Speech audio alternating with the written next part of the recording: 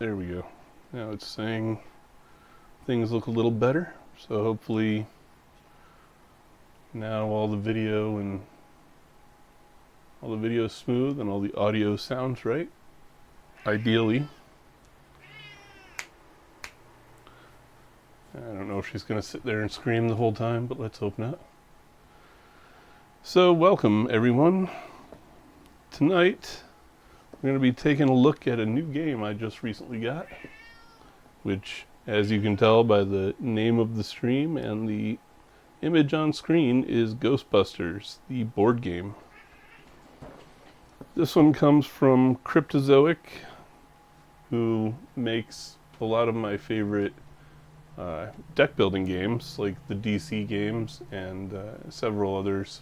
There's Rick and Morty, there's Star Wars in there from them. So they're a company that I very much am familiar with, and this is one of their regular board games that's more of a miniatures and tactics focused game. It is a cooperative game if you have more than one player, but if you're playing by yourself, then it's actually going to be you controlling all four of the Ghostbusters. Still a little choppy, slinky. Let me see if I can refresh the video real quick.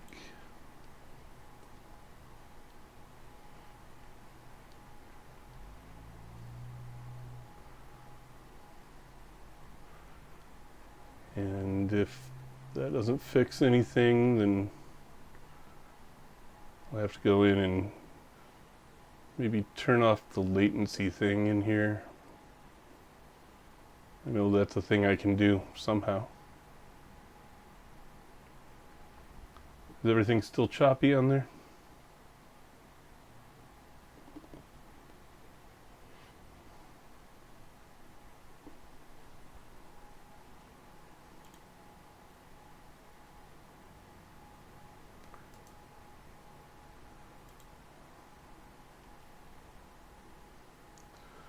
Oh, I'm going to hope that's a little better.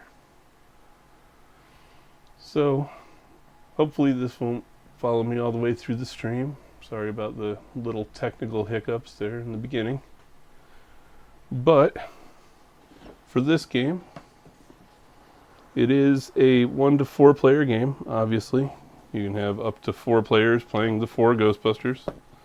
It's listed as being for 15 and up and has a playtime of 60 minutes. So those are the basic stats behind this one. Like I said, it's a miniatures kind of tactical board game. So I will admit before we start that the game's so new that I've read through the instructions a few times and I've taken it out and looked through all the pieces to see what's what, but I haven't even fully unwrapped it yet. So as a bonus for this stream, not only are we going to be cracking open the game, but we're going to be punching the pieces as well. So, this game only has a couple of boards, and they include several versions of tokens, some play area panels, and some stuff like that. Why is it I cut it, but it's still not?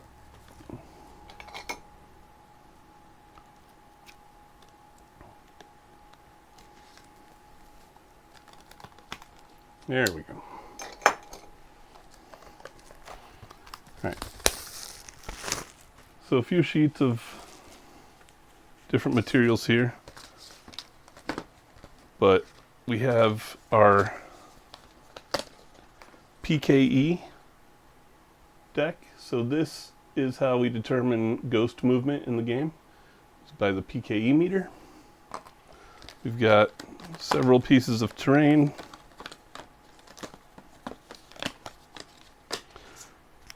This game, kind of like the Fallout game, has various scenarios in it, and each scenario has a specific board setup and layout that's going to be referenced. Hey game dude, how's it going?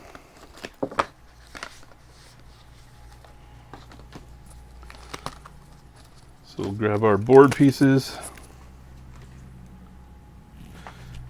Then we have these tokens that say -1. These are slime tokens because, I mean, anytime you cross paths with a ghost in this game, you're going to get slimed. And so you'll accumulate slime tokens as you go. We have an Ecto 1 tile. And what the Ecto 1 does is allows you to put your Ghostbusters in the card instead of having them setting off to the side or something, because there is an actual Ecto 1 miniature that fits on the play surface. And then the last things we have here are proton streams. So each character has their own color of proton stream, 5 per character. And these are like stackable debuffs, essentially. You have to get a certain number of proton streams accumulated on a ghost to be able to capture it. So, not a lot for the ancillary pieces here. These are not really the main focus of the game, but rather those would be the miniatures. So in a second here, we're going to take a look at the, I think, 36 miniatures that come with this game. It's definitely not lacking on tiny pieces of representative plastic. It does, you may have noticed, have kind of a unique artwork based on that box cover. It's kind of reminiscent of the Extreme Ghostbusters cartoon. Or actually some of the more modern Ghostbusters comics, even from the past decade. But it would be kind of cool if it was 80s Ghostbusters, the cartoon, the real Ghostbusters design, but beggars can't be choosers. Just happy to have a Ghostbusters miniatures game. So there's all our tokens and pieces there cut out. There's all of our land tiles. And now, the pièce de la résistance for the game itself are 2 full trays of miniatures. These trays come in several different flavors of miniature. As I said, this game is not only scenario driven, but campaign driven. So all of the scenarios can actually link together in, well, not all of them, but several scenarios can link together into a single campaign, each one built around one main villain. So there is actually a Slimer campaign, with Slimer being looking like this for the board game. Kind of a cool design with the long arms and everything. There's a Stay Puft campaign. So here's your big boy Stay Puft. And he's definitely not marshmallowy in this plastic. He feels like he weighs about 1.5 pounds or 2 pounds. That's a solid knock somebody out if you threw it at their head chunk of plastic.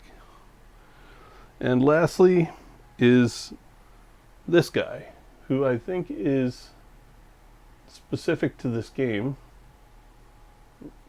and I need to get better about figuring out these cameras, but he's kind of the mid-tier boss. In order of difficulty, they progress from Slimer to him to Stay Puft.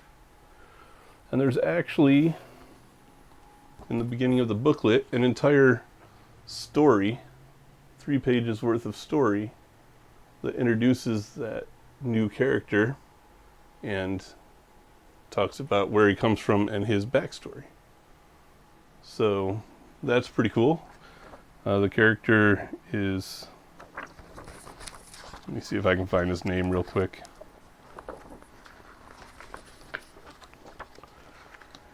Idleness, or Idleness, or however you want to pronounce that.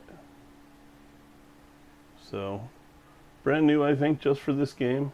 I'm not really familiar with much of the Ghostbusters lore as far as like the comics or any of the other supporting materials. I'm pretty much only knowledgeable about the movies and cartoons, so if he's from a comic, sorry, I wouldn't know. So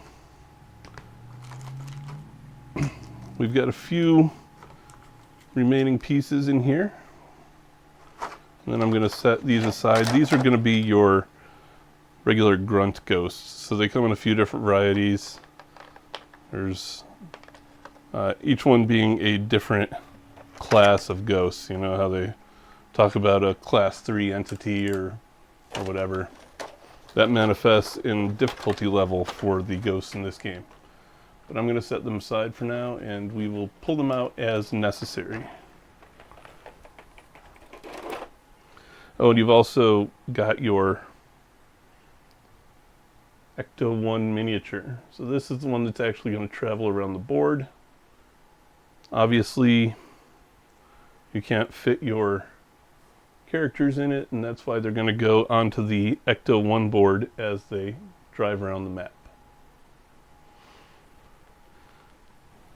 So, in here, we've got a handful of different dice for the game. We have a D8, that's a number die, and this one is primarily used for the EKG meter to determine which direction ghosts are going to move on their actions. You've got a die full of symbols, and these symbols relate to gateways in the game. So the story in this game is kind of that this Indulus guy, or whoever he was that's been unleashed, he is opening gateways between the mortal realm and the spirit world and letting ghosts come through, etc., etc. So each campaign or scenario in the board game here, you're going to have multiple portals around the city that part of the game, part of the win criteria is going to be closing all those portals off. Keep ghosts from flooding into the city. And then each character has their own hit die for attack actions, with the 6th spot going to the Ghostbusters symbol, which is pretty cool. But that's it for dice in the game. And lastly, let me open these up real quick.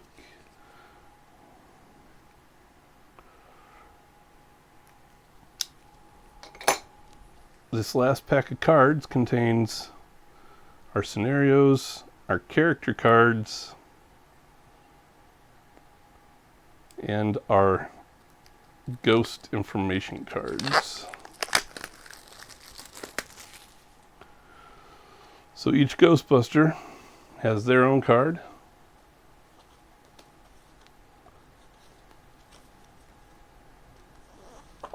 And then each of the ghost types have a card as well. So you have your Class 1 Galloping Ghost. You've got your Class 2 Gruesome Twosome. And you've got your Class 3 Bugaloo Manifestation. Those are your kind of grunt ghosts that are going to be standard throughout the game. Then you've got your bosses. So Slimer is a class 5. And then Idleness is a class 6. And Stay Puffed is a class 7. The game recommends that we start with Slimer, so we will go ahead and do that. But beyond those, you also have your campaigns. So there are 4 different campaigns, each denoted by the colors down the side of the cards. And each card represents a single scenario in that campaign, with each one being like a progressive level within that campaign. So they're made to be tied together, so you can play one campaign on this playthrough and then tear everything down, put it away. The next time you pull the game out, you could move on to the next campaign, or the next scenario still in the same campaign, and play through that entire campaign before moving on to a different one later. So the campaigns are Slimer in green, Idleness in gray, and Stay Puffed in blue, with the yellow campaign being one that progresses through each of the 3 bosses. So this is like a boss rush campaign. But as this is our first playthrough, we are going to go with the first scenario of the Slimer campaign. So the Slimer situation. I'm going to set the other ones aside for now, as well as Stay Puffed and Idleness, because we're not using them. Last thing we need to do before we set the board up, we've got sliders here that go to each of the Ghostbusters cards, because you see how the Ghostbusters cards have various levels assigned to them. Well, the Ghostbusters are going to accumulate XP as they go throughout the game, and they'll actually level up along that experience track on the bottom of the card. And as they do, they'll gain access to the various additional abilities that each one has. So I'll just pop these on the cards real quick.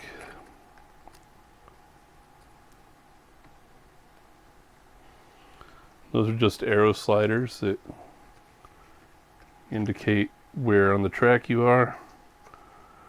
There are also instructions that for each of the different scenarios within the campaign, if you were to pick up and restart at a later scenario, the scenario number actually corresponds to what you want to use as a starting level for that scenario.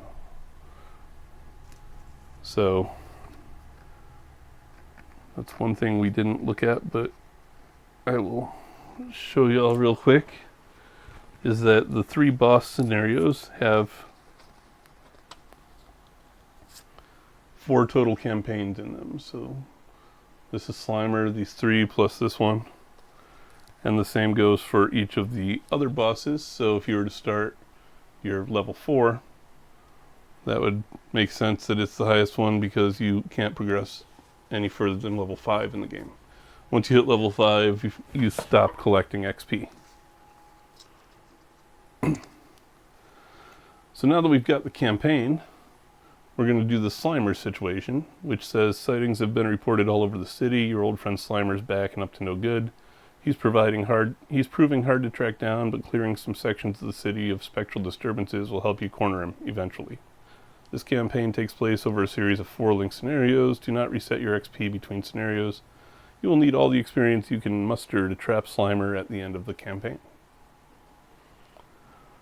So, for this particular one, it says the gates in the area are causing your traps to malfunction. You better manage these phantom felons before they escape. Make sure your traps are in good working order now before you move on. The gates in this scenario are nicknamed release gates, as they are able to rescue trapped ghosts from your clutches. So trapping ghosts and moving ghosts into storage is one of the actions you can undertake every round in the game. So apparently in this particular scenario, the portals that I mentioned earlier are going to actually be able to stop that. You can, however, as I said, close the portals, which you do by hitting them with various streams of proton packs. In this case, the release gates require a 4 or higher to hit, and you have to get 2 streams on them simultaneously in order to close them. If you miss, then another ghost from the spirit world emerges from the gate. And the way the ghosts emerging from the spirit world work is you start with level 1s, and once you run out of level 1s, you move to level 2s, etc., etc. And there's also a mechanic that level 1s and 2s, so the galloping ghosts and the double headers or double troubles, whatever they're called, if they end up crossing each other on the same board space, they merge and become the next higher level ghost. So the results of this scenario: to succeed, I need to close all the gates, and to fail, a ghost must emerge from the spirit world when none are present. Which means once you've exhausted all of your ghosts that are available for the scenario, by coming through the spirit gates and reinforcing each other, if you get something that tells you to add another ghost from the spirit world and there aren't any more, that's a lost condition. It means the entire army of ghosts has made it through and there's nothing you can do about it. So there are also conditions for the gates being open and closed. So when you roll the event die, which is that one I showed you earlier with the funky symbols on it, which you roll at the end of each turn, or I guess each round, but this event die, when you roll it, all the open gates let a new spirit emerge into the game world, and all the closed gates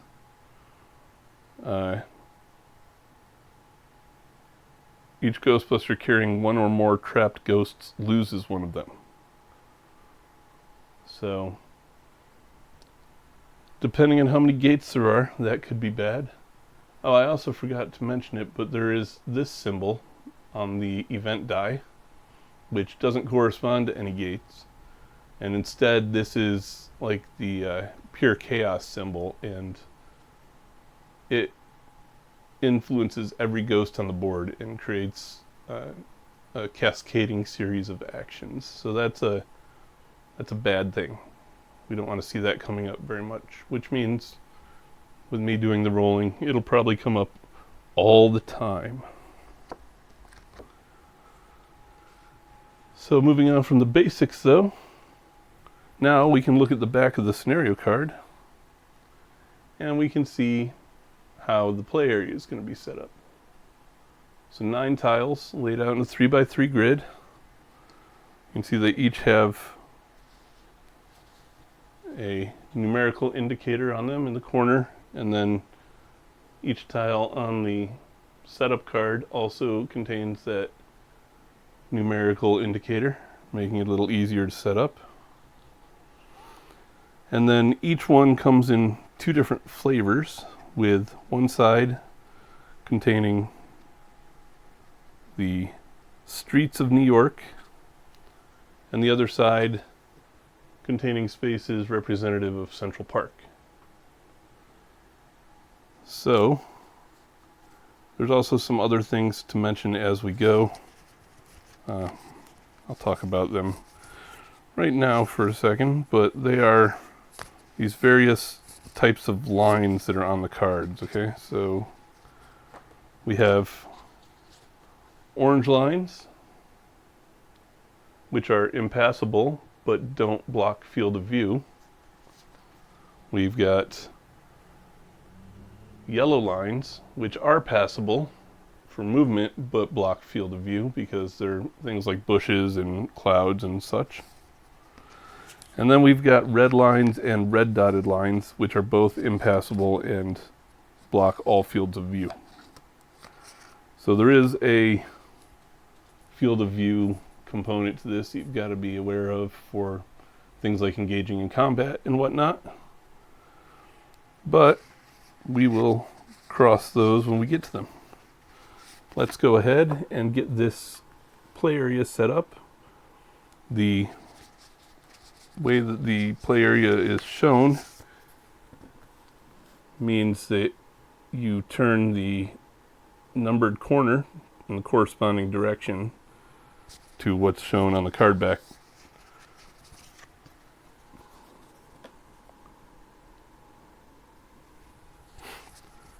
So for this one, we've got,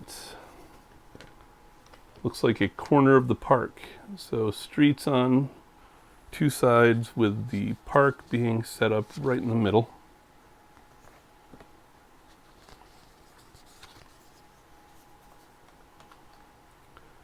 It gives us a play area of 5 street tiles and 4 park tiles.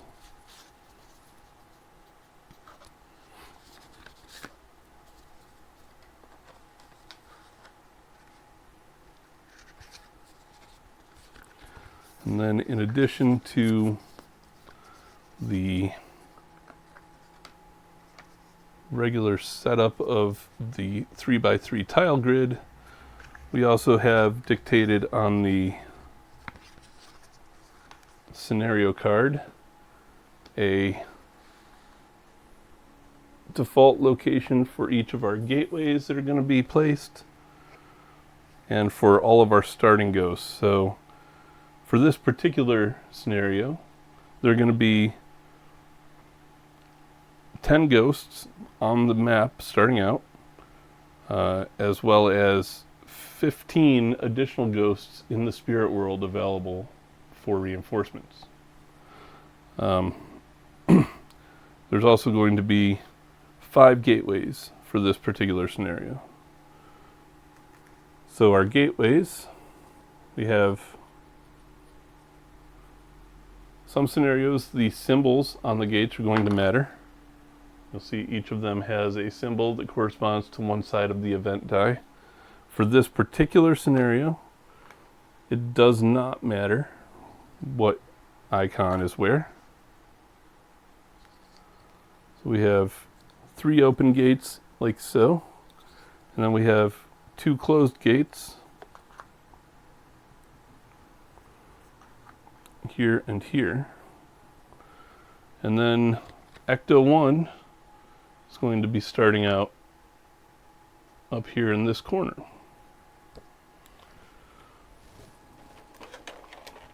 So for ghosts, we have our level 1 galloping ghosts that are these multi-legged guys here. Kind of look like frogs, honestly. But there's going to be 6 of those starting out on the board. So 1, 2, 3, 4,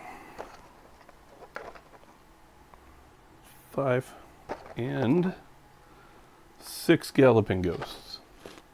Then we also have 3 of our class 2 ghosts.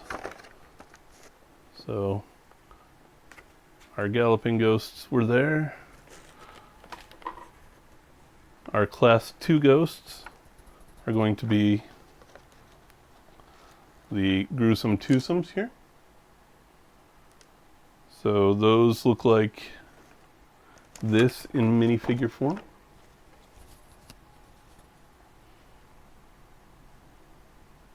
So they're kind of piggybacked.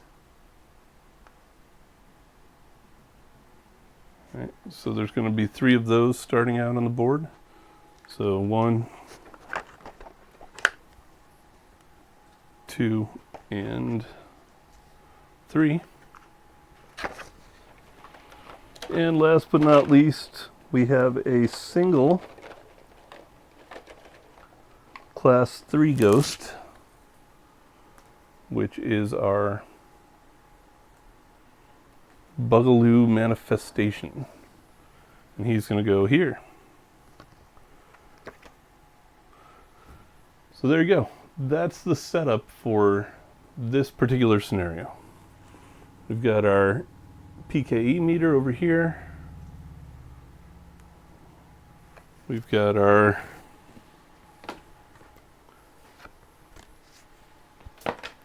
Ecto-1 tile over here. All the Ghostbusters actually start the scenario in the Ecto-1.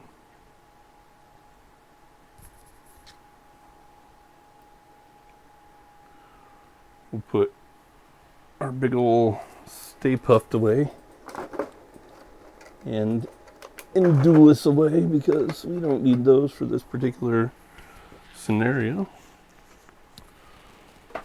We probably do need the rule book because I tend to reference the rules a lot. Put the proton streams over here where they're in easy reach.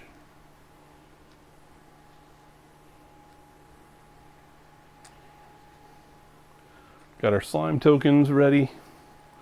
Got our dice ready.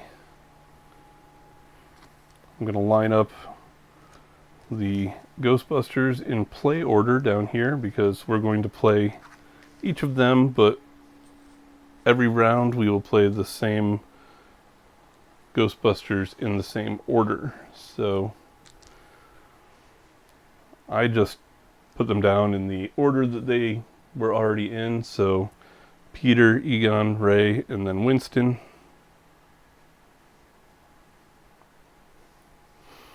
And then last but not least, we have our ghost cards that I will line up along the right side of the board.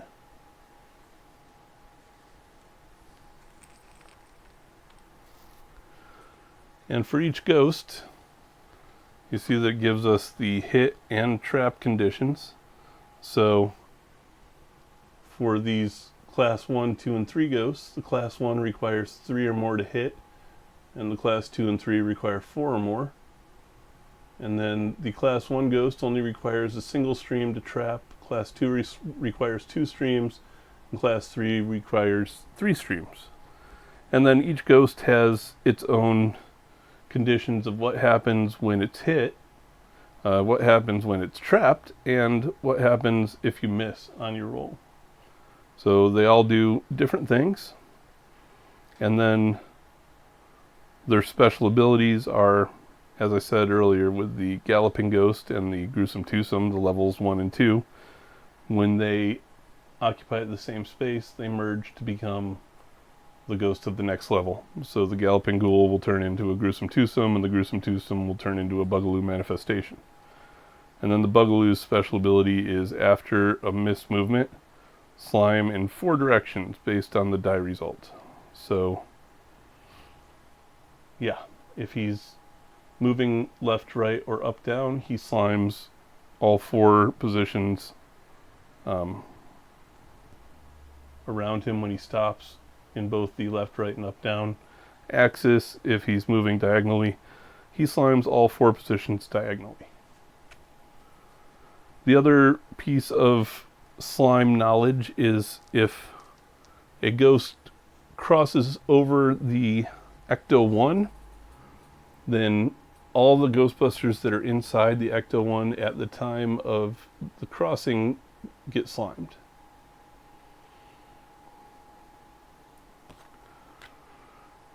Alright, so the play order in this game is all 4 Ghostbusters take their turn, and on their turns they get to do a maneuver and 2 actions.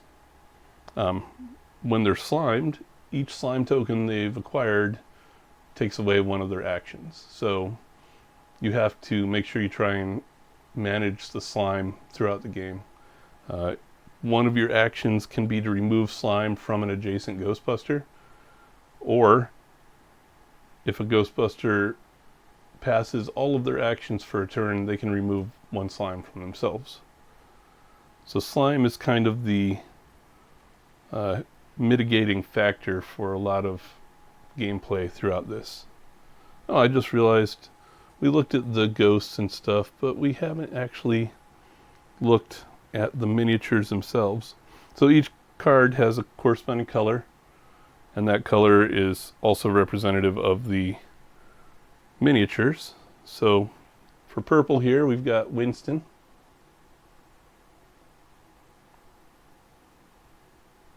It's hard to make out a ton of detail in the solid colored plastic, so I know I should probably get on it and start painting these things.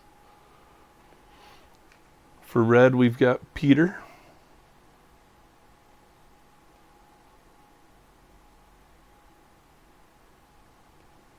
There really is quite a bit of detail to their proton packs and even their head sculpts if you get up close. For orange, we've got Egon. And Egon does at least have a haircut reminiscent of the real Ghostbusters.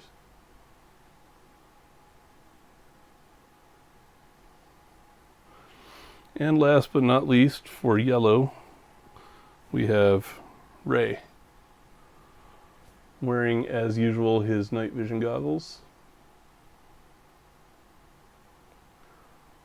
So there are definitely aspects of the real Ghostbusters that have hung on through these later, newer incarnations.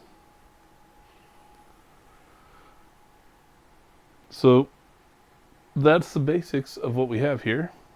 And fortunately, the die are only rolled for when I have to try and do a capture on a ghost. So you only roll the die to hit with your proton stream, which means it's not a wholly die influenced game for me, which is a great thing. And I think I stand a chance at it, but I mean, we'll have to wait and see. So also, Ghostbusters are all starting at level 1, so they each get their level 1 ability. So Peter's level 1 ability, when a ghost slimes you on your turn, he gains an XP. Egon's special ability, when you roll a 1 on a proton roll, you gain 1 XP.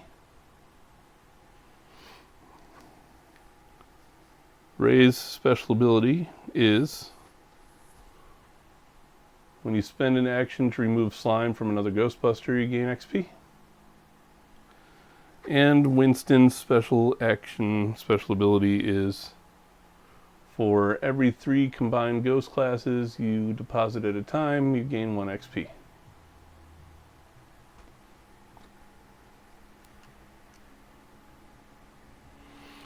Which I'm not exactly sure what that means on Winston's combined ghost classes, but the rulebook does have a clarification section for each Ghostbusters special abilities. So for Winston's, it says when you deposit ghosts, add up their total class values. For every 3 points worth of classes, gain 1 XP.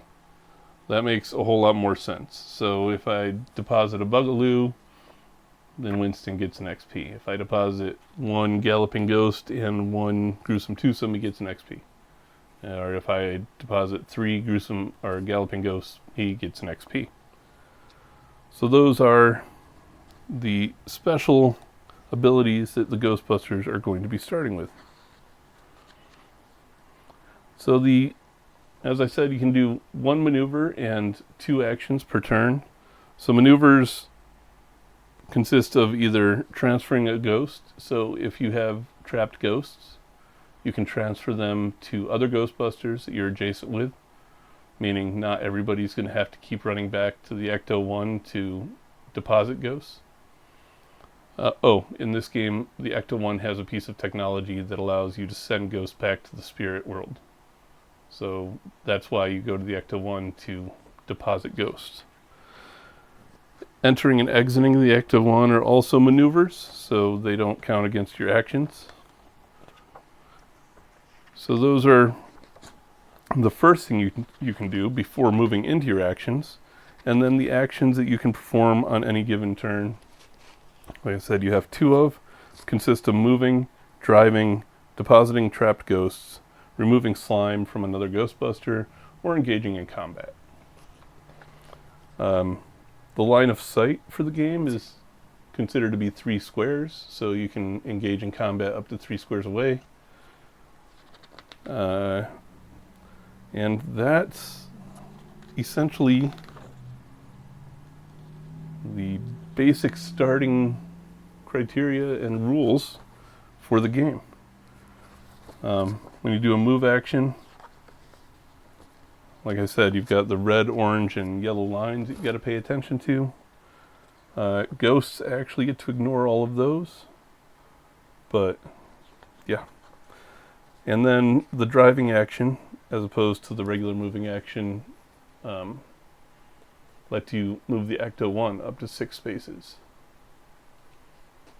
Hey Jackie, we haven't actually started playing yet. We're still going over all the basics of it, getting it set up, but so you're honestly just in time.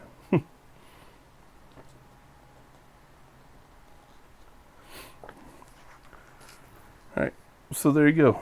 There are the basics of the game, and now we are pretty much ready to get started.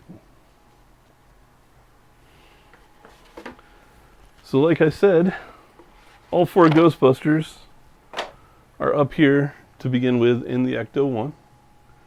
And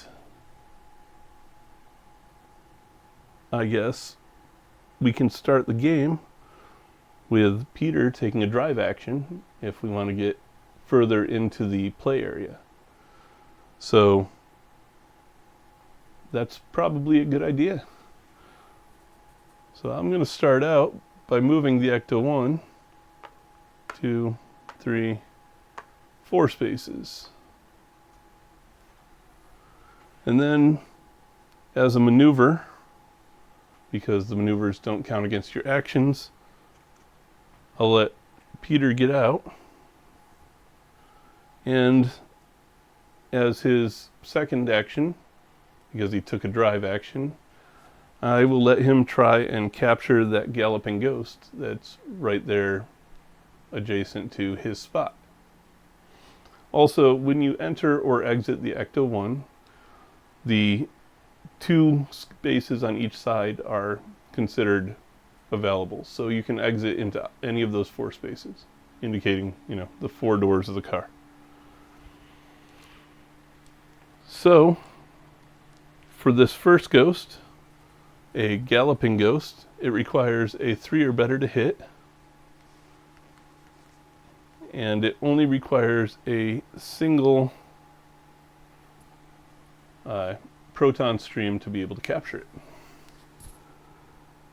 So I'll roll Peter's attack, and he's going to get a 4 here, which means he would hit that ghost, and because it only requires that single proton beam, he would also trap that ghost.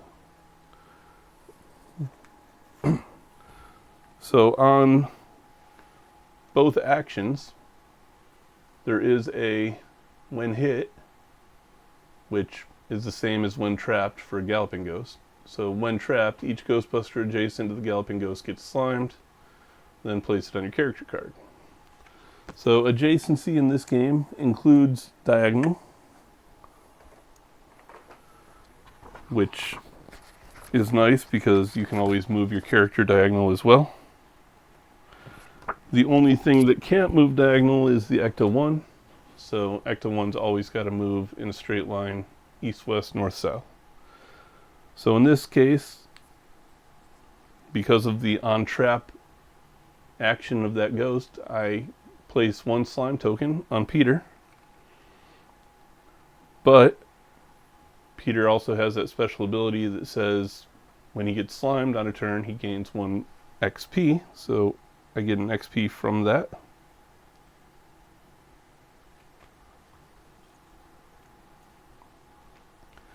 And now I'll move on to the second Ghostbuster in the lineup.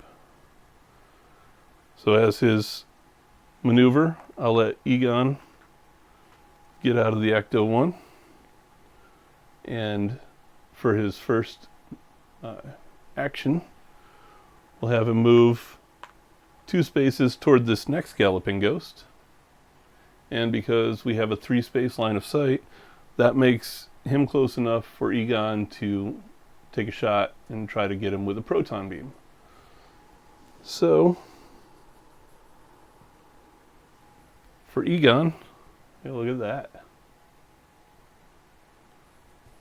For Egon, I rolled a 6. So, Egon is able to trap that galloping ghost, and because I was in line of sight but not adjacent, it means that Egon doesn't get slimed. So adjacency is also a mechanic that you've got to be aware of in the game. There's a lot of that to it. So moving right along,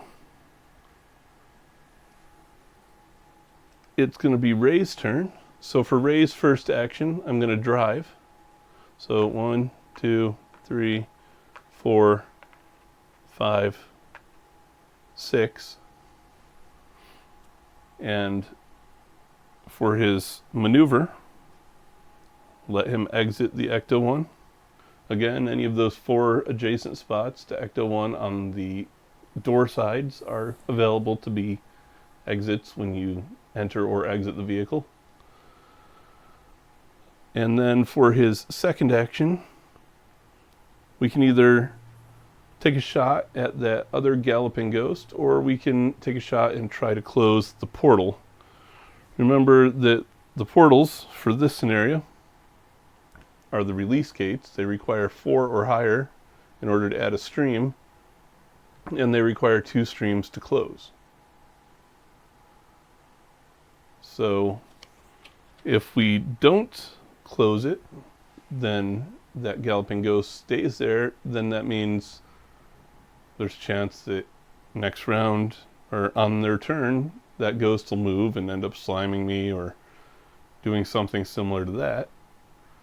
So it's kind of a, which one do we want to take care of first? And also, you can use both actions on the same target and stack streams. So you can have up to 5 streams from a single Ghostbuster on one target. If you switch targets, meaning your next turn, instead of continuing to shoot at whatever you placed the multiple streams on in the first place, you move and engage like a larger ghost that's coming toward you, you lose whatever you have stacked on that first target. So mechanically, you're not committed to just a single target when you're playing, but there's a tactical aspect to making that decision to shift. So because I have both Ray and Winston available here, I can either have Ray attack the Galloping Ghost and then try to close that portal with Winston, because I can use both of his actions as attacks, or I can use a Ray action and a Winston action. Either way, I have 3 actions left, and that gives me enough to both try to take down that Galloping Ghost and to close the portal. Also, because I would have Winston exit on that right side of the Ecto-1, our right, the Ecto-1 never counts as blocking movement, line of sight, any of that. So the Ecto-1 is a fully traversable space. So it would not be in the way for me to take an attack action against that portal. So that being the case, I think maybe we'll have Ray try to get a stream onto that portal, which, like we just saw, requires 4 or better. And that's not going to cut it, because I rolled a 2. And the miss criteria, there is a criteria for when you try to attack the portal and you miss it, and that criteria is that a ghost from the spirit world is going to emerge. So that's going to result in us adding a new galloping ghost onto the board. And you identify where that ghost is going to pop out of the portal by rolling the D8 and referring to the PKE meter. So I rolled a 1, which means the ghost is going to emerge in the direction of the one spot on the PKE meter. So up here.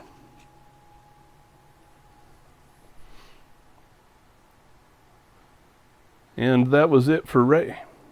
So now it's going to be Winston's turn to act.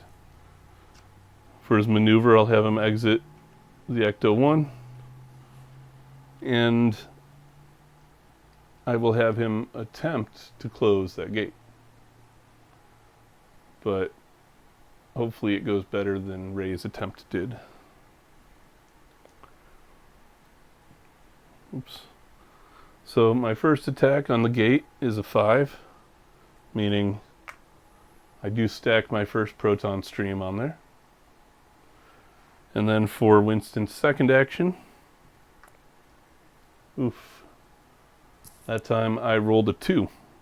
So I didn't get to stack my second proton stream on, which means, again, another on miss. So another galloping ghost is coming out. We'll roll the D8.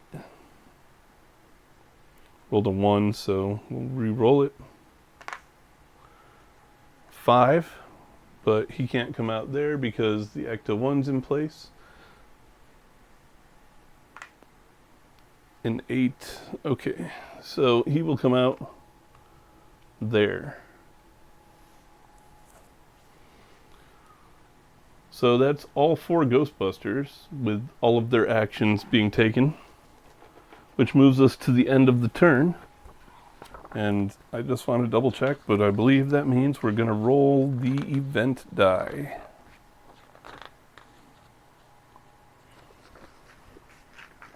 So end of round.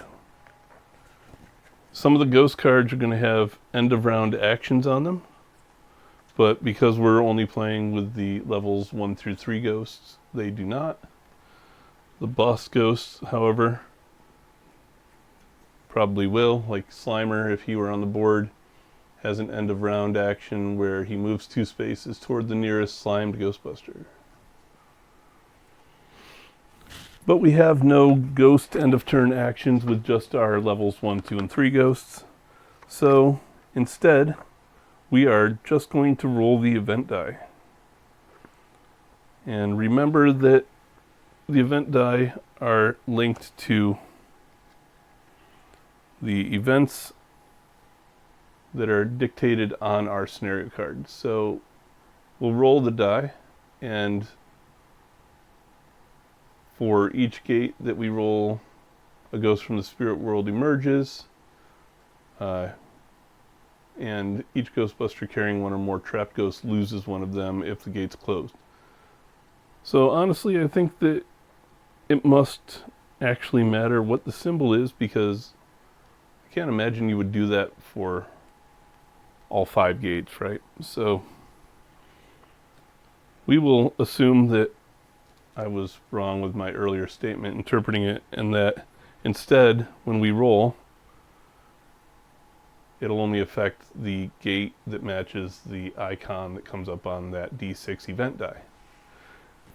And hopefully, like I said, it's not the all hell breaks loose, or chaos symbol as they call it. So we rolled the wavy waves. So the water gate, which of course is the one that's already stacked with ghosts. So that means that we're going to have another ghost emerging from the spirit world. So we'll roll our D8. Got a 4. And the ghosts are just pouring out of that one.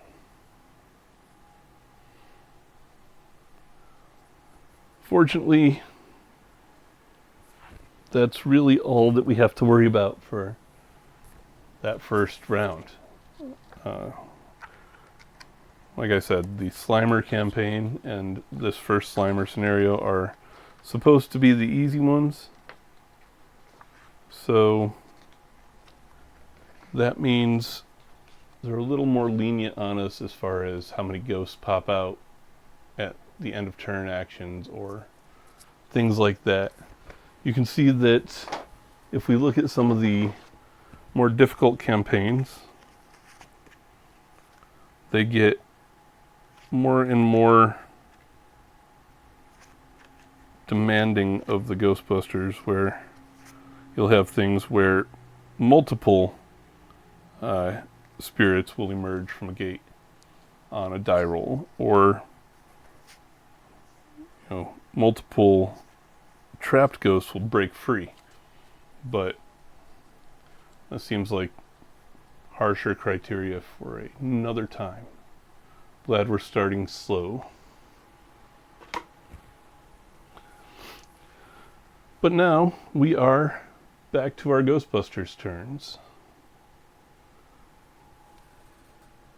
So for Peter's turn, when you do a move action, you can move 1 or 2 spaces. So I will move Peter closer to this gate. And I will attack that first galloping ghost.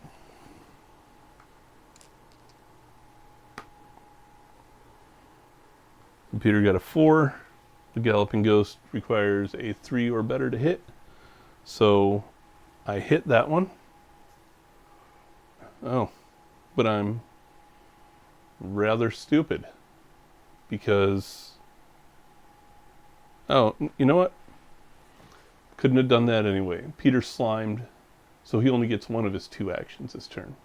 Slime token removes a single action from him, which is honestly a good thing, because if I had hit that galloping ghost, he would have slimed both Winston and Ray. Right, sorry, Winston and Egon. So it's probably a good thing I wasn't calculating correctly. So instead, we'll move on to Egon's turn. For Egon's turn, I'll do a move action to get him a little further away. Actually, we won't do a move action with Egon. We'll do an attack on that first portal to see if we can get it to close, which requires a 4 or better, so no, I can't. And that means, because we failed, another galloping ghost is going to put in an appearance. Rolled a 2 this time, so another galloping ghost. So for Egon's second action, I am going to go ahead and try to clear out some of these ghosts that are getting really thick here around this portal. So I will attack that new one that just popped out. Need a 3 or better, so rolled my 3, which means that one is trapped and no adjacent Ghostbusters, so nobody gets slimed. Next up, we've got Ray's turn. So for Ray's turn, I'll do a move action. And I will do an attack. But the question is, do we want to attack the portal or one of the ghosts around it again? I worry that those ghosts are just going to keep coming out because of how poor I roll.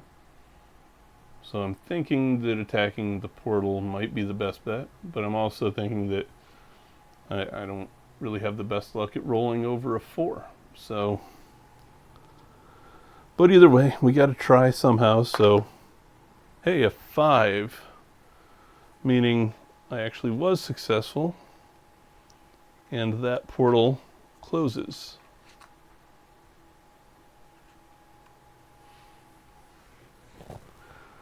And that means it is Winston's turn. So for Winston's first action, I'm going to have him remove the slime from Peter. Because remember, for an adjacent Ghostbuster, it only takes one action to remove slime from another Ghostbuster next to them. Whereas to remove it from themselves, the Ghostbusters have to completely skip all of their actions for that turn. So I can go ahead and remove that slime from Peter. Unfortunately, Peter doesn't retroactively get his missed action. He'll just have to wait until next turn to get his full action lineup back again. Yeah, definitely, Jackie. I have a feeling that there would have been no end to the ghost coming out of there if I hadn't managed to close it. Which is, very Ghostbustery, I guess. So for Egon's second action, I will go ahead and attack one of the ghosts nearby. I think that, honestly, my best bet is to... I think maybe we can just work our way from the corner inward. So because line of sight is 3, going diagonally, I've got 1, 2, 3 line of sight on this guy over here. So we can go ahead and see if we can get him in a proton stream, which we absolutely cannot.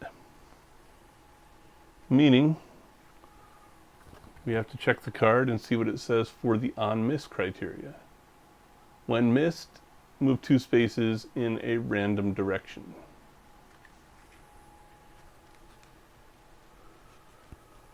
So, the direction that he's going to be moving in, 8, well, that also works, is off the board. It is actually possible for ghosts to move off the board unless their ghost card actively says they're not able to. But because this one is able to, he actually essentially escapes. So at least we don't have to worry about him anymore, but we don't get any XP for capturing him. Oh, that reminds me. So XP, I forgot to assign that last turn, didn't I? You actually get experience for landing a proton stream on an enemy, which means I should have been collecting a few XP along the way and just absolutely spaced it. So experience points. You gain XP through closing gates and busting ghosts. When a ghost becomes trapped or a gate is closed, you gain 1 XP for each proton stream you had on it. So, for that first gate, we had Egon and Winston being the ones that had proton streams on it to close that gate. So Egon should have gotten an XP, and Winston should have gotten an XP. And then for each of the captured ghosts, you again get another XP. So fortunately, those we can just count on the cards, but that means a single XP for Peter and 2 more XP for Egon.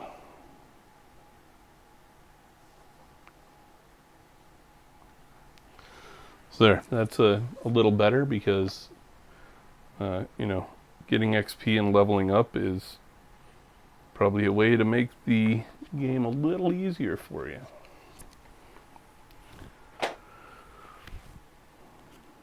Alright, but that was everybody's turn that time around, so now we will roll the event die for the end of round and see what comes up.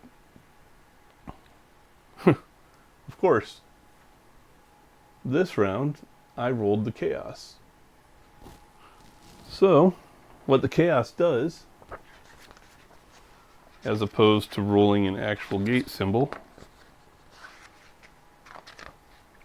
is when, rolling the chaos symbol sends nearby ghosts on the map into a frenzy. Each ghost reacts if the nearest Ghostbuster within line of sight missed in combat. So, fortunately, none of the nearest Ghostbusters... Oh, that's not true. Winston did miss, didn't he? I rolled a 1 with him. That means each ghost reacts as if the nearest Ghostbuster within line of sight... Oh, never mind. Each ghost reacts as if. So that means every ghost on the board gets to act under its if missed criteria. Okay? And that's only for ghosts that are in line of sight of a Ghostbuster. So line of sight for the ghosts is the same as Ghostbusters, which means 3 spaces. But that means that all 4 of these ghosts are in line of sight and get to react to that chaos symbol that I rolled. So remember, the if missed for each of the galloping ghosts moves them 2 spaces in any direction. So we'll do those 3, and then for the gruesome twosome here, its if missed action is move 1 space toward the Ghostbuster that missed, and then move 1 space in a random direction.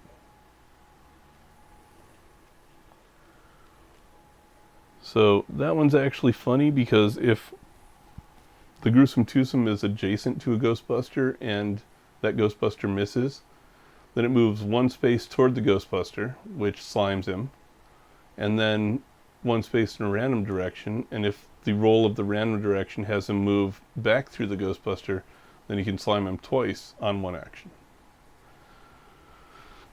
But let's start with, in clockwise order, with this guy and do their movements.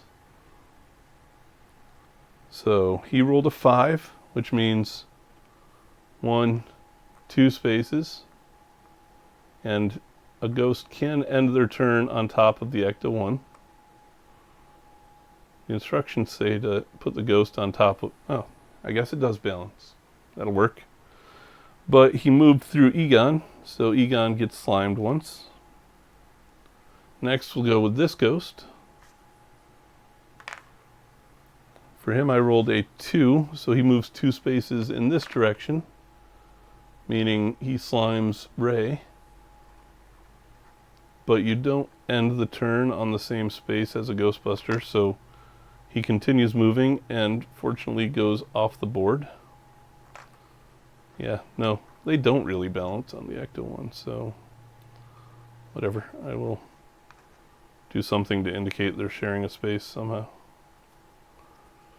So this guy went off the board and is no longer a threat, but he slimed Ray, so Ray takes 1 slime token. Next up we have this guy, who was within line of sight. For him I rolled a 3, so he moves 2 spaces that way, ignoring the orange line because ghosts don't have to worry about any kind of obstacle blocking their movement.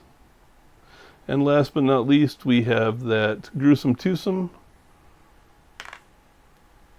He rolled a 5, so he goes 1 space toward the closest Ghostbuster and then 1 space in a random direction.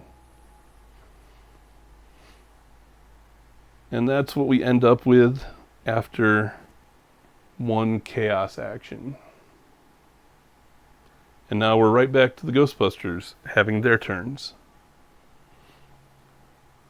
So first up we have Egon. No, I'm sorry, we have Peter. And the chaos action had this ghost move into his line of sight and range. So Peter can go ahead and try to take that one out.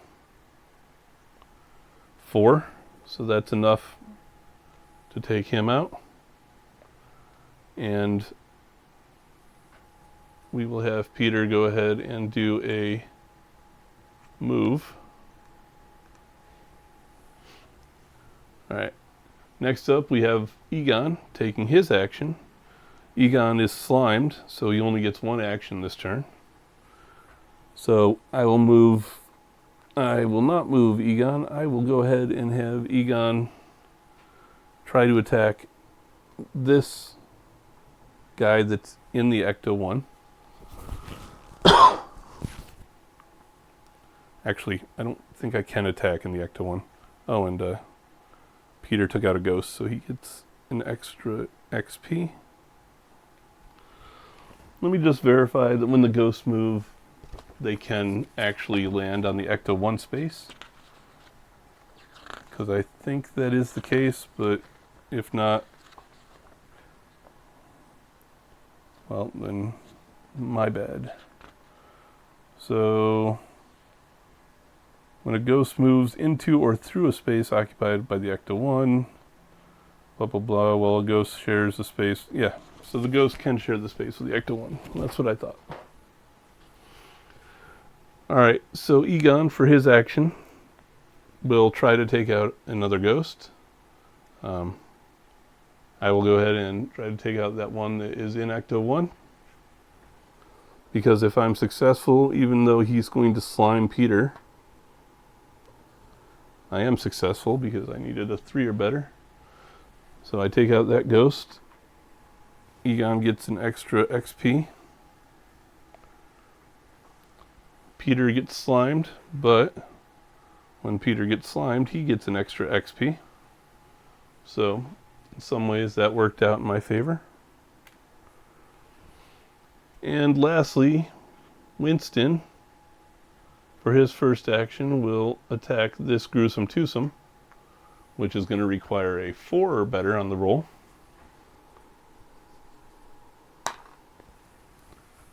So Winston gets a 5, meaning one gruesome twosome off the board. Sorry, not off the board. One gruesome twosome that takes a single proton stream, but they require 2 to be trapped. So he has a proton stream on him. And the when hit criteria for a gruesome twosome says moves 1 space toward the Ghostbuster. Meaning 1 space in this direction, which puts him on the same space as Peter. Because much like Ecto-1, I think they can share spaces with the Ghostbusters when they move.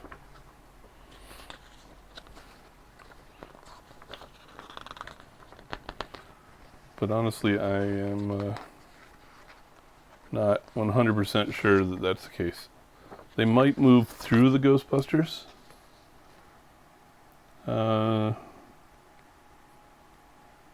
Some ghosts cannot move, blah, blah, blah. Some ghosts, they push. So ghosts may move through and into the Ecto-1, but a Ghostbuster gets slimed by being passed over. So the ghost continues moving that same direction until it comes to rest on a space not occupied by a Ghostbuster gate or another ghost. So yeah, this one would have kept going, sliming Peter on the way, which gives Peter another XP and actually boosts him up to level 2. So Peter's level 2 ability says once during your turn, if an adjacent Ghostbuster would get slimed, swap spaces with that Ghostbuster and get slimed instead. So more playing into the fact that Peter's the one who gets slimed. So for Winston's second move, or second action, I can either try to take that gruesome twosome again to put a second proton stream on him, or I can remove one of the 2 slimes that are on Peter, because right now he's got 2 on him, and that means he gets no actions next turn. So I think it would probably be in my best interest to use Winston's move to remove a slime from Peter. And that takes us to the end of round and a roll of the event die.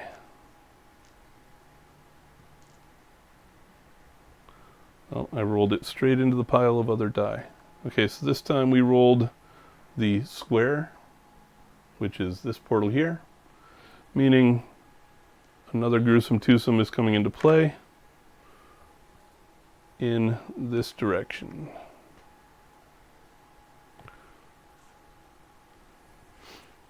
Alright, so that was our end of turn, and now we're right back to the Ghostbusters. First up we have Peter. So for Peter's action, he's slimed, so he only gets one. I can either try to take out this gruesome twosome, or I can try to take out this galloping ghost down here. If I take out the gruesome twosome, when trapped, it actually doesn't do anything. So that one wouldn't have any negative effect on Winston, even though he's adjacent to it. But based on where I have Ray right now, all the way out there at the edge of the board, I think I will wait and let Ray try to attack that gruesome twosome on his turn. So instead, I will use Peter's action to deposit ghosts, meaning locking them away in that piece of technology I was talking about in Ecto 1 that sends them back to the spirit realm. So you can do the depositing ghosts from any square adjacent to Ecto 1 that has a line of sight. And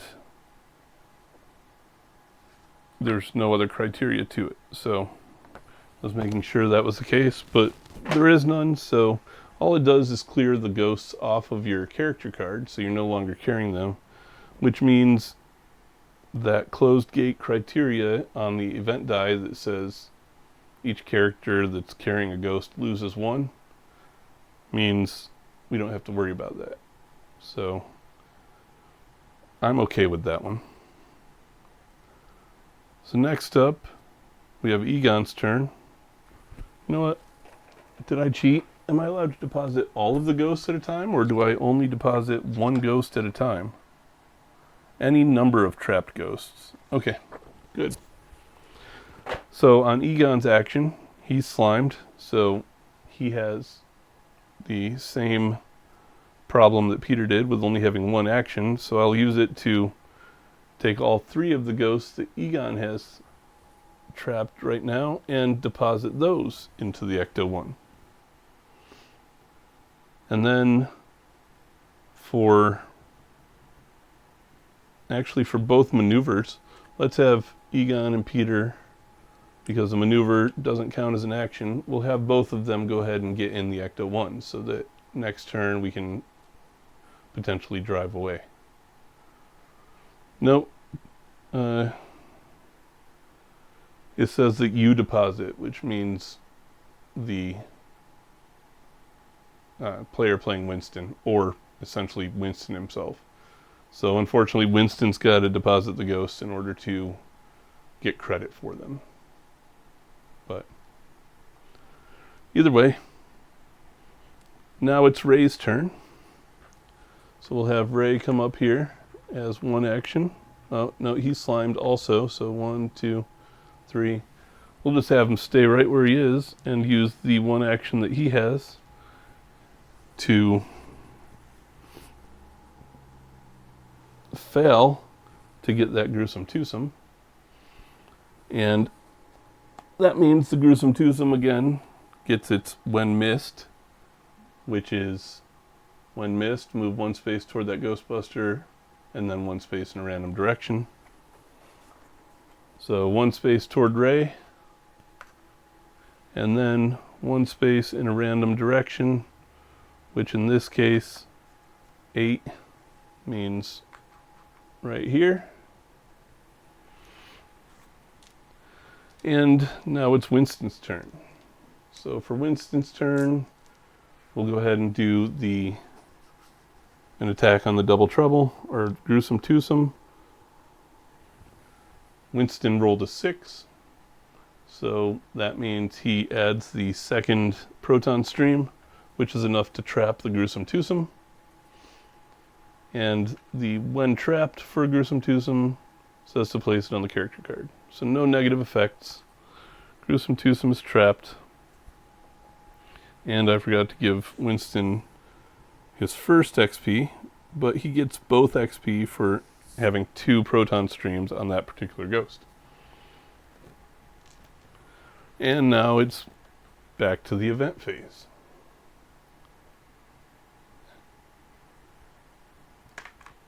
So for this event phase, we have the Stargate. Well, I guess not the Stargate. That would be a whole different enemy coming through. But we have a random ghost appearing in direction number 3, meaning a new ghost there. And now it's back to the Ghostbusters' turn. So, for this particular turn, I will go ahead and do a drive action for Peter's one action this turn. 1, 2, 3, 4, 5, 6. Get us a little more into the mix with the ghosts that are hanging out in the park here. And then I will use Peter's maneuver to exit the Ecto-1. Next, for Egon, I will use Egon's maneuver to exit the Ecto-1. And then for Egon's single action, I will try to take out, I don't know, this guy. We need a 3 or better. Nope. Which means that ghost is going to go off and running 2 spaces in this direction. Alright, so now it's time for Ray's one action, and I will have him move. And then for Winston's first action, I will have him de-slime Ray to remove 1 slime. And then I will have him also move. Event die. This time came up circle, which is, nope, which is this gate here. It's closed, so the closed gate criteria for the event die is each Ghostbuster carrying 1 or more trapped ghosts loses 1 of them. It emerges from the Ghostbuster space. Right now, the only one carrying any trapped ghost is Winston. So we will see which direction it emerges and have it emerge from that Ghostbuster space. So of course Winston had the most powerful one that I've captured so far, but now he's on the loose and on the board again. But that takes us back to the Ghostbusters' turn. So this time, for Peter's first action, I will have him de-slime an adjacent Ghostbuster, so lose that slime from Egon. When you de-slime a Ghostbuster, they don't get that action back until the next round. So even though I de-slimed Egon, he still only gets 1 action this round. But he'll have all of his actions back for the next one. And then for Egon's 1 action, I will likewise de-slime Peter. So now none of my Ghostbusters are slimed, and that means I've got 2 actions for each of them next round. And because Ray and Winston already weren't slimed, that means each of them has their full 2 actions as well. So for Ray's first, I will try to take out that gruesome twosome that escaped from Winston. I needed a 4 or better, so that means Ray is able to get a proton stream on him. So 1 proton stream, and Ray gets an XP. So for Ray's second action, I will try to loop a second proton stream on that gruesome twosome again. Which, nope, not quite so lucky. So on miss, that's right, we do one space toward the Ghostbuster and then one random space. So one space toward Ray, and a space in a random direction, which is the gate, but he can't stop on a gate space. So he goes up there. And now it's Winston's turn. So for Winston, I'll go ahead and try to capture this ghost here. That's a level 1, so I only need a 3 or better. Rolled a 4, so Winston captures him and gets an XP. And then for Winston's second action, I will have him move. And that takes us back around to another end of turn, so we will roll the event die. See what happens here. Of course, another chaos icon. So all of the ghosts that are in line of sight of a Ghostbuster, so that's this one, and this one, all take their if missed action. So starting with the gruesome twosome, their if missed action is one space toward the Ghostbuster and one space in a random direction. So 2 means they'll go that way. And then for each of these 2 galloping ghosts, their if missed criteria is 2 spaces in a random direction. So this first one is going 2 spaces this way, which means he is slimed Winston. And last but not least, this one rolled an 8, so 2 spaces this way means he slimed Egon. I know that was 3 spaces, but remember they can't stop on a Ghostbuster space. So that means 2 of my Ghostbusters are back to being slimed. And now we're back to the top of the round for... Oh, you know what? I forgot about that. Once per round, if an adjacent Ghostbuster would get slimed... Oh, that's during my turn. Okay, never mind. I think that I can only do that on Peter's turn. So I was going to protect Egon from that slime and have Peter take it for him, but the wording of the card makes it sound like that's not how that's going to work.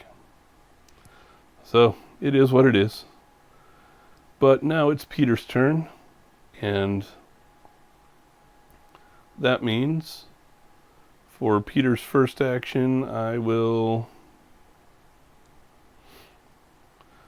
de-slime Egon. And then I'm actually going to have him move, because if I were to attack this galloping ghost and capture it, then it would just slime Egon again, and I don't want that to happen right now. So I'll go ahead and move Peter for his second action, and then for Egon's actions, I'll start by moving him, and then I'll attack this galloping ghost now that there's nobody adjacent and nobody's going to get slimed by it. 2. So I missed, meaning that galloping ghost is running off 2 spaces in direction 5. 1, 2. Alright. So now we're off to Ray's turn. I think Ray's first action should be trying to capture that galloping, or the gruesome twosome, that he's already got 1 proton stream on, but of course I missed. So gruesome twosome goes 1 space toward the Ghostbuster and 1 space in a random direction. And now it's Winston's turn, so first action for Winston will be move to get him out of adjacency, and the second one will be attacking this. Oh, he doesn't have a second action. He's slimed, so he's only got one action this turn.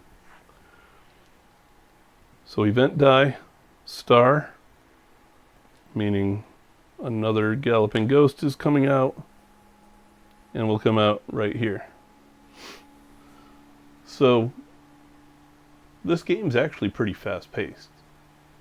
I know I'm not moving super fast, but that's because I'm narrating everything as I do it. But if you were to just roll, move, do your actions, this game would move at a decently brisk pace. I can see why it's labeled as a 1-hour game. So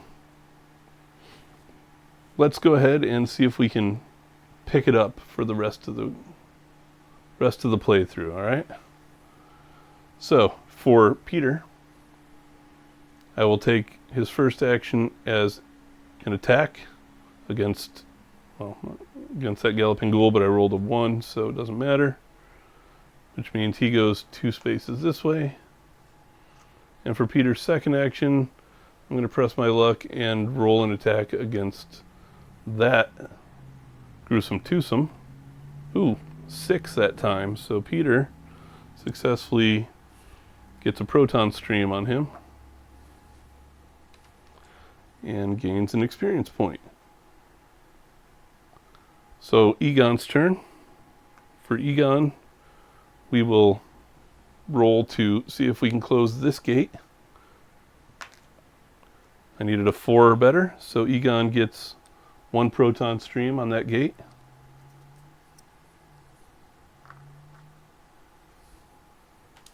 And for Egon's second action, I'll see if I can, get the second proton stream on that gate, which I do. So Egon successfully closes this gate on his turn, which means he gains an XP. And then it's Ray's turn. So for Ray, we'll try to, again, take out that gruesome twosome up there.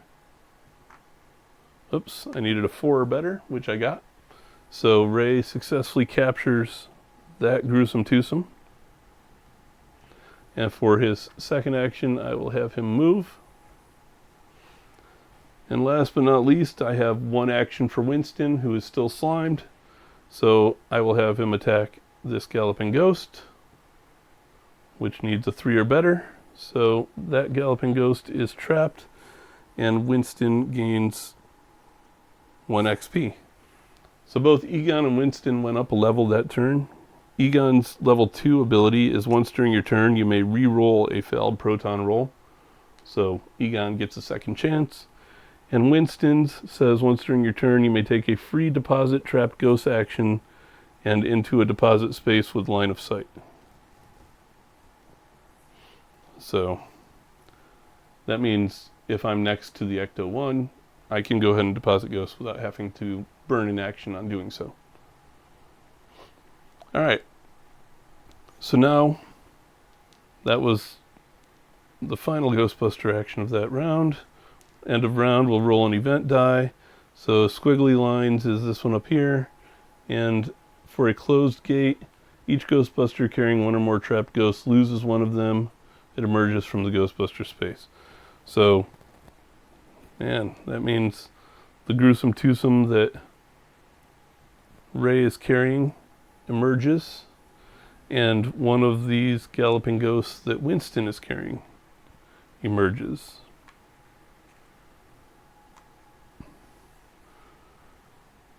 So much for capturing those ghosts. But now it's Ghostbusters' turn again. So for Peter's first action, I'll move. For his second action, I will attack that portal. I got a 6. So Peter successfully gets a proton stream on that portal. Next up, we've got Egon. For Egon's turn, I will have him take 2 moves. Oops. Set him up to try and close that portal next turn. For Ray's actions, I will have him do 2 moves also. And for Winston's single action, I will have him do 1 move. End of turn. Circle gate is... Nope. Doesn't matter. It's closed. That's the important thing, which means one of the trapped ghosts that a Ghostbuster's carrying is going to escape. The only one I have is Winston carrying a galloping ghost who is going to escape in this direction. Now we're back to the Ghostbuster's turn. So I will have Peter try to attack that portal again. Oops, that's the completely wrong die. 4. I needed 4 or better, which means Peter successfully closes this portal, gaining himself 1 XP. And if we look at the scenario results, success, close each open gate. Which means once all portals are closed, all of the ghosts run away, and the Ghostbusters have saved the day. So, as a nice change of pace, I won a game. So that's how Ghostbusters plays. And because of the campaign style configuration, I could pull everything down tonight, leave the XP counters right where they are on each character, and set up scenario 2 in the Slimer campaign next time I play, and just keep going.